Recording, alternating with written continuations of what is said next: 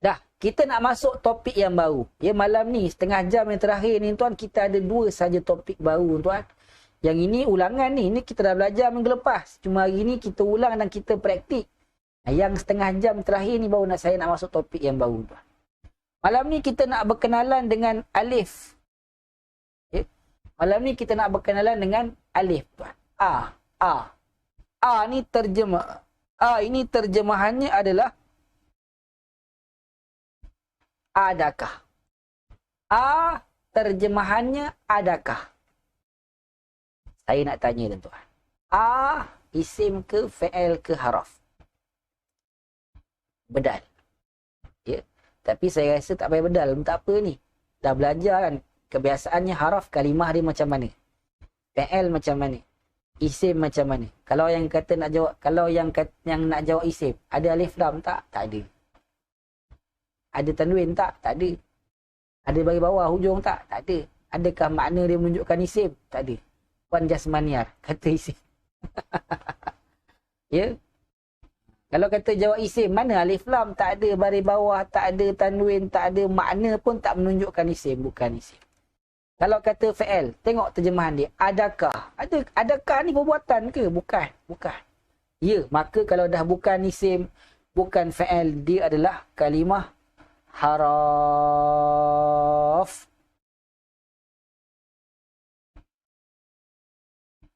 Ya, dia adalah kalimah haraf. Dan saya dah pernah ajar tuan-tuan. Jumpa haraf, kita kena tahu 2 benda kan? Tulis dekat ruangan komen. Apa 2 benda tu? Dulu masa mula-mula kita belajar jumpa haraf, kita kata abaikan. Tapi pada minggu yang keempat, kalau saya tak silap tuan, ya, kelas episod keempat ke yang ketiga saya dah bagi tahu dah. Jumpa haraf lepas ni tak ada dah jawapan abai. Jumpa haraf kita kena cari 2 perkara tuan. Apa dia 2 perkara tu? Tulis dekat ruangan komen. Tulis dekat ruangan komen. Ya. Jumpa haraf. Jumpa haraf. Apa benda yang kita nak kena buat ni? Ahsantu. Ahsantu. Ya. Ahsantu. Jadi tuan-tuan dah tahu setiap kali jumpa haraf, maka kita wajib cari nama dan kita wajib cari fungsi. Ya. Wajib cari nama haraf dengan fungsi haraf. Dan kita dah belajar, kalau kita tahu fungsi haraf sahaja, automatik kita tahu nama haraf. Kalau kita tahu nama haraf, automatik kita tahu fungsi haraf. Yang ini tuan-tuan dah tahu. Jadi tuan-tuan, ya, adakah? Adakah? Agak-agak tuan-tuan, apakah nama haraf kita pada malam ni? Bedal. Bedal lah tuan. Sesuai dengan apa yang tuan-tuan rasa. Adakah? Adakah kamu? Adakah dia sudah berpunya? Contoh tuan. Maka apakah nama haraf kita pada malam ni? Bedal. Bedal lebih afdal. Bedal lebih afdal tuan, daripada tuan-tuan diam. Ya. A terjemahannya adakah? Ya, dan dia kalimah haraf. Kita dah tahu haraf kita wajib cari nama. Ya. Ahsantum. Ahsantum. Ya. Ahsantum. Puan Umi Ahmad ni kenapa Salim ni? Jauh sangat ni Salim ni. Puan Sa'diah Salamon, apa dia fungsi? Apa fungsi tu? Ya. Puan Rohani Hasan pun sama. Apa fungsinya? Apa yang fungsi ni? Ya. Adakah? Apakah nama haraf A ni tuan? Ya. Ahsantum. Namanya adalah haraf tanya. A ini tuan, dia adalah haraf tanya. Jadi, kalau dah namanya haraf tanya, apa fungsi haraf tanya tuan-tuan? Tulis lagi dekat ruangan komen. Ya? Tulis lagi dekat ruangan komen.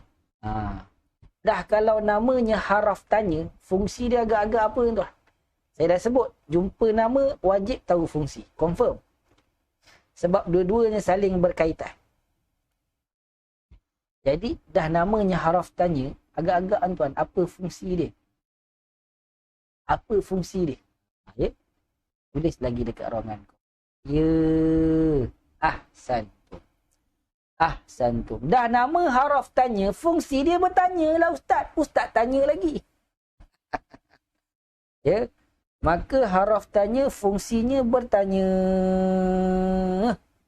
Fungsinya bertanya. Baik. Tengok saya tuan. Ya. Maka hari ni tuan-tuan dah tahu. Adakah ini adalah haraf? Haraf apa? Haraf tanya. Apa fungsi haraf tanya? Untuk bertanya lah. Baik. Jadi tanya-tanya ni tuan. Ya. Tanya-tanya dalam bahasa Arab kita sebut sebagai istifham. Ya. Tanya-tanya dalam bahasa Arab ni kita sebut sebagai istifham. Tanya tu istifham lah. Ya. Tapi istilah Arab ni kita tak adalah fokus sangat tuan. Cukup ingat tanya. Tanya. Ya. Jadi haraf tanya ni ataupun haraf istifham istifham ataupun tanya ni tuan. Ya. Dia terbahagi kepada dua. Ya. Tanya-tanya ni dalam bahasa Arab dia ada dua tuan. Yang pertama haraf. Yang pertama adalah haraf tanya. Yang kedua adalah kita ada isim tanya. Jadi tanya-tanya ni terbahagi pada dua. Dia ada haraf tanya, dia ada isim tanya. Ya. Haraf tanya ni pula, dia ada dua je. Kan? Haraf tanya ni tak banyak pun, dia ada dua tuan. Yang pertama, hal. Yang kedua,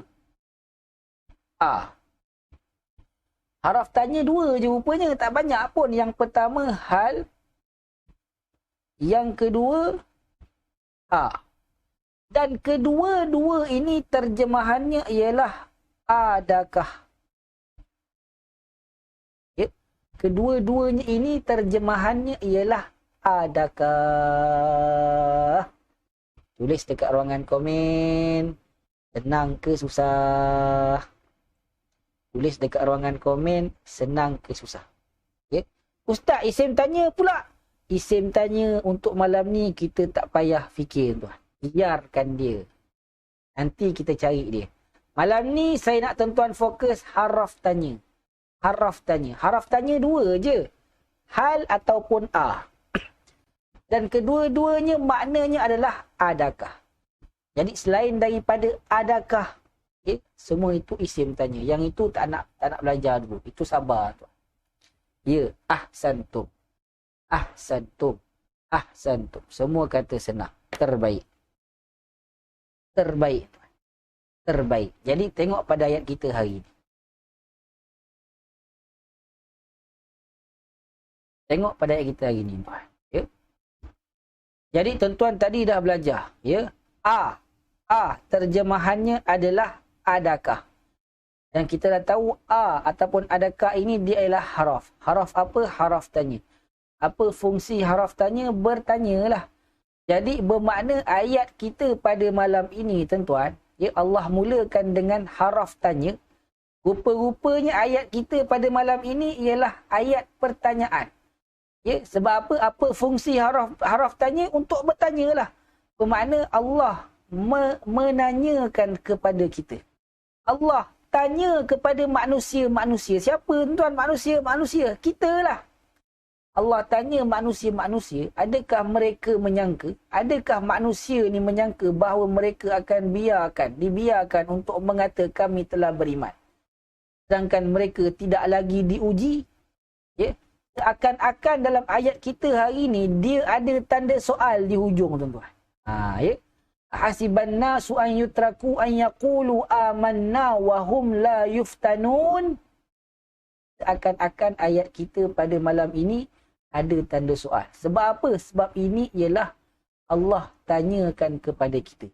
Macam mana yang kita boleh kata Allah tanya kita? Sebab Allah mulakan ayat kita pada malam ini dengan haraf tanya.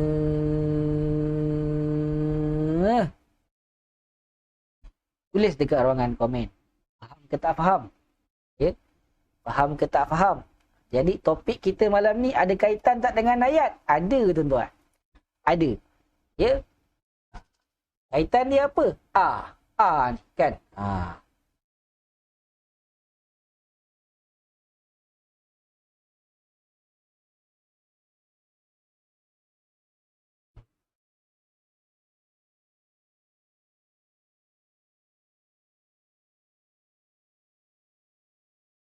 Boleh dekat ruangan komen. Faham ke tak faham?